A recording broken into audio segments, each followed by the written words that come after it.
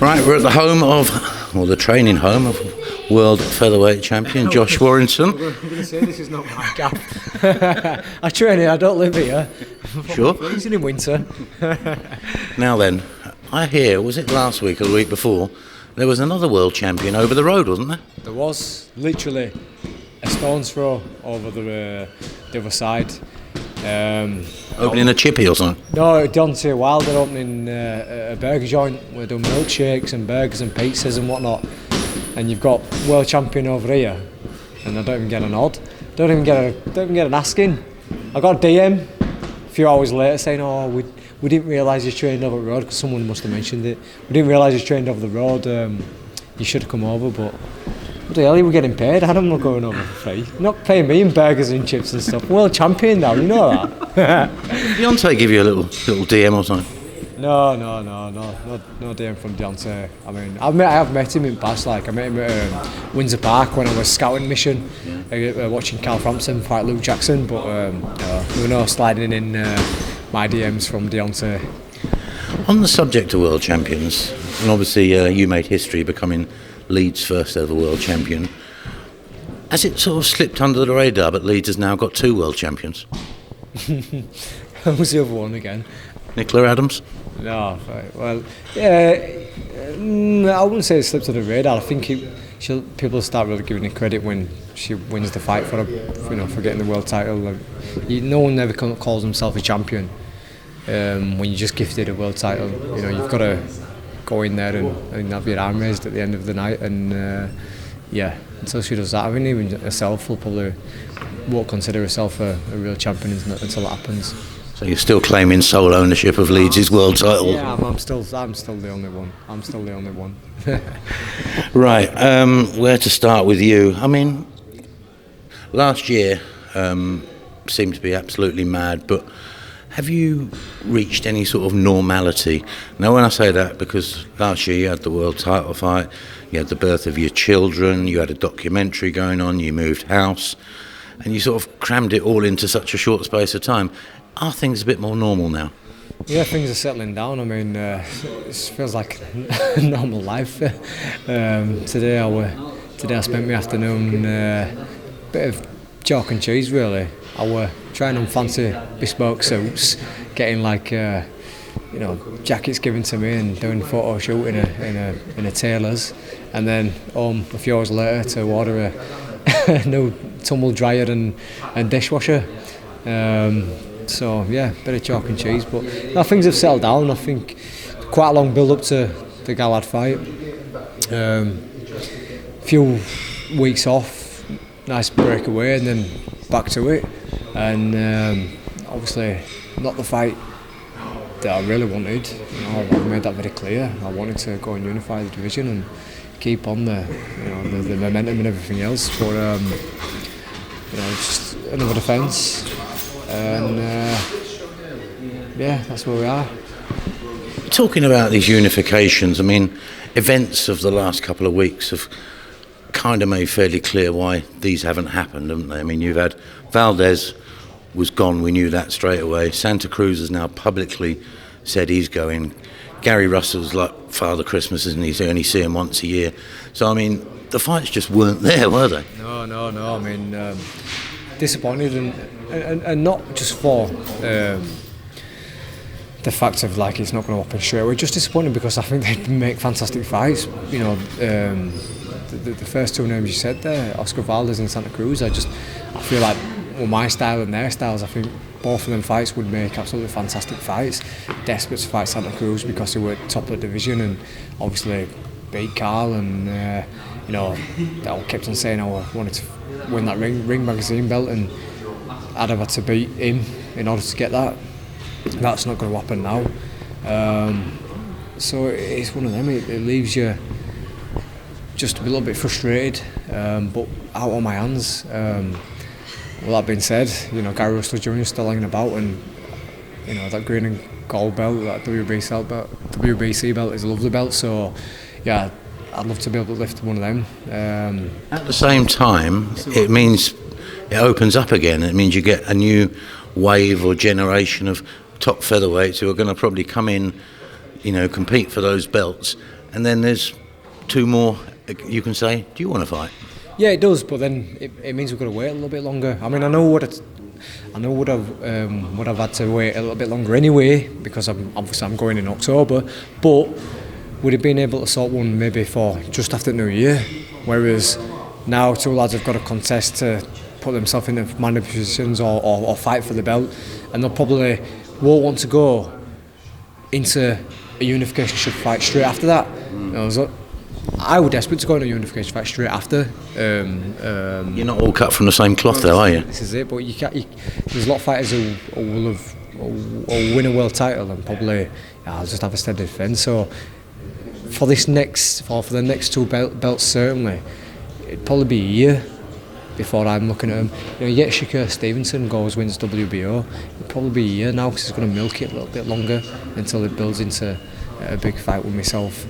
Same with Gonzalez for WBA. So I'll just set my sights on Gary Russell, try to get him out of hibernation, and hope that he's 1 fight years against me next year.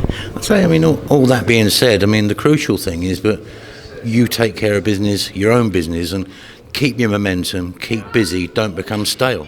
This is it. You've got to do. You know, I said prior to the Gallad fight, you know, after that I'm desperate for unification fight, and I don't want to fight in no fight other than that.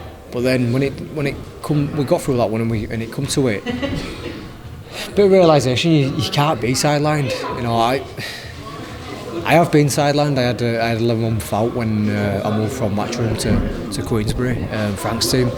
It's not good for you, especially at this level. You know, you're not a professional boxer for years and years and years. You've got to strike when iron's hot, and you've got to keep that momentum going. So, you know down rankings, you see who wants to fight, and you know, Takoucht's stepped up to his opportunity, and here we go. Highest available. So I mean, you can't, from your point of view, you can't do more than that, can you? I mean, you got to fight at home in front of your people against the highest available challenger. This is it. What do you do? I mean, it's frustrated. I mean, I've seen folks saying, "Fucking hell, why is he fighting him?" It's fucking out of my hands. You know, it's not that I wanted to. Like I already said earlier on, if I could have it my own way, it'd be Santa Cruz, Gonzalez, and Gary Russell. If I win another world title next year, then I get that shot at another world title. Say I get to fight Gary Russell during next year, or fight for another one of the world titles, and you know, got 2 world titles in the division, then I'd probably chase the ones up at Super Feather. You know, I'd love to fight, you know, the other names, and I don't want to be part of big fights and big occasions and big nights. You know, I don't want to string it out, trying to milk the fans and stuff like that. But at the same time, if I can't make the fights, then I've got to be active. And when you look down the list, there's a few names there. We offered the fights that they didn't want it. There was a few names what aren't ranked in the IBF rankings who either were injured or didn't want it. So what do? You know, it's one of them things. And some fighters, you look back at their records and you look back at their careers when they've won world titles, and you can't roll off every single one of the defences they've had. So, do you know what I mean? So it's like a long-standing world champion will have a load of defences like you're having on their record. Of course, and it's another thing as well. I'm not sitting back and saying, yeah, I'm a fucking champion, I'm not fighting anybody. I'm wanting to be active. I'm wanting to give the other fighters in the top 10 an opportunity to fight, and rightly so, defend my title, show that I am a champion, and that's all I'm doing. Do you rate Shakur Stevenson? I mean, I see he's fighting for the title. Is it Joet Gonzalez, the Golden Boy fighter? Yeah, I think so. From what I've seen, he's sharp. He's obviously he's got that amateur Olympic style, and I think he's still sitting a little bit on that. You know, I think everyone who's boxed so far have been suited for him. I'm not saying that he's had complete muppets altogether, but a lot of the styles of the opponents have just been walking in straight lines and walking onto his shots, and it's made him look absolutely fantastic.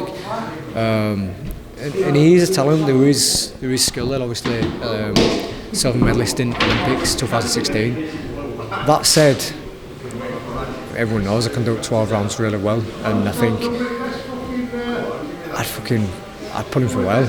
I really would. I don't think he looks like he's the biggest puncher, and I think if we're stepping with myself, wins that world title and wants to fight myself, I give him 12 rounds of hell. I know I could be on his chest for non-stop 12 rounds, and it's one of them who's got to be. Well, that adds to it if you get an American, doesn't it? You get a brash American come over. It sort of adds a lot to it, doesn't it? Yeah, it talk a lot of shit. Be the villain, and I'll just go in there and fucking haymaker. He's jumped ahead of Conlan, hasn't he? Sort of in the public sort of appreciation stakes, I guess, hasn't he? What do you mean? He's jumped in front of Conlan? Well, Conlan seem to be allowing Stevenson to forge ahead and fight for a world title, whereas I don't think they'd put Conlan in for a world title just yet. Yeah, maybe. I think Conlan's only had one. He's only had that scheduled 12-round fight against Jason Cunningham, and it didn't go as steady as a plan. I think they were expecting it to be an easy walkover, and I think it's a big step going in from that to a world title fight, because as soon as you're into that contention of fighters, then they are all just dangerous fights at world level. And like we just said earlier, the division is constantly changing, fresh new talents coming through, so being a featherweight world champion, you've got to expect hard fights, and I don't know if he's ready for that yet. He's not been shy of mentioning your name in dispatches, has he? Yeah, it's a funny old one. I mean, he probably gets asked the question, he probably just answers it, but when I'd seen him at the Nathan Gorman show, he came over and wanted a selfie, so I don't know if he was doing that as a bit of a psychology thing or what, but he didn't seem on fighting like he wanted to fight me then when he spoke to me down in London. I didn't get the impression that I wanted to be his next opponent, but people have a funny way of showing it. Is it something you'd entertain, or has he got to bring something to the table first? Like I said, I want to fight another world champion. Beat Lee Selby, beat Carl Frampton, the best over here. I beat my mandatory challenger. I'm desperate. I'm absolutely fucking desperate for a shot at one of the world champions. I just feel like them big nights against the big names and the big champions bring the best out of me. They bring something out of me, and I'm still want that real big test. And even though I've beat Selby and I beat Frampton, I still feel like it didn't take too much out of me. You know what I mean? I give a lot that night to win the fight, but I don't know. I feel like I'd rather fight one of the world champions. Well, Guy Russell, because he's on the left. I'd rather fight him, and then after that, then I'll fight Mick Conlan and whoever else and Shakur. I'll do just to be a belt on either shoulder, and then I'll be satisfied. Then you won't know. You'll be changing. You'll be saying you want 3 then, won't you? Oh, fuck that. Just feed me whoever. Honestly, I'll be happy with that. I will. At what point in time would you consider jumping up to super feather if they would agree to fight you? If I'd have boxed Santa Cruz in my next fight, beat him, then yeah, there's no more challenge in there. And yeah, I'd have had to go in a 2-weight world champion. But as things stand now, at what point would you think I might be thinking about moving up to chase these guys down? This moment in time, no. Like I say, I want to win another world title, because I'm a comfortable feather. I'm seasoned at feather. I'm strong at feather. So I'd like to just see if I can win within the next 12 months. See if I can win another world title at feather, and then if Oscar Valdez or Santa Cruz or whoever else is offering me or win a world title then and they want it, then I'll consider it.